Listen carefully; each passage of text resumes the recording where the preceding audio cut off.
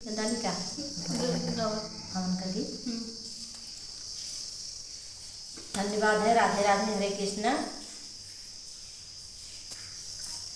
उड़तई सुरुजवा जोर होई गावा, पंडित हावना करावा, बड़ी देर होई गावा, पंडित हावना करावा, बड़ी देर होई गावा।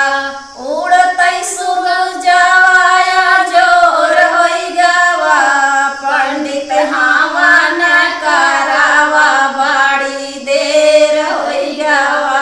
हावना महा की सुनी विष्णु जी आए, हावना महा की सुनी विष्णु जी आए, विष्णु जी आए संगे नारद बुलाए, विष्णु जी आए संगे नारद बुलाए। लक्ष्मी के आए जोर होई गावा, पंडित हावना करावा, बड़ी देर होई गावा, पंडित हावना करावा, बड़ी देर होई गावा। उड़तई सुरुजवा जोर होई गावा, पंडित हावना करावा, बड़ी देर होई गावा, पंडित हावना करावा, बड़ी देर होई गावा। हावना महा के सुनी ब्रह्मा जी आए, हावना महा के सुनी ब्रह्मा जी आए, ब्रह्मा जी आए संगे ऋषि मुनि को लाए, ब्रह्मा जी आए ऋषि मुनि को लाए। माया के आए से जोर होई गावा, पंडित हावना करावा, बड़ी देर होई गावा, पंडित हावना करावा, बड़ी देर होई गावा। उड़तई सुरुजवा जोर होई गावा, पंडित हावना करावा, बड़ी देर होई गावा।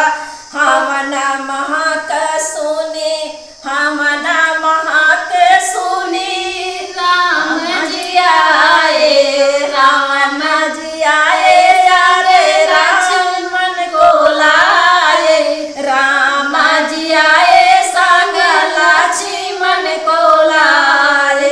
सीता के आए से जोर होई गावा, पंडित हावना करावा, बड़ी देर होई गावा, पंडित हावना करावा, बड़ी देर होई गावा। उड़तई सुरुजवा जोर होई गावा, पंडित हावना करावा, बड़ी देर होई गावा।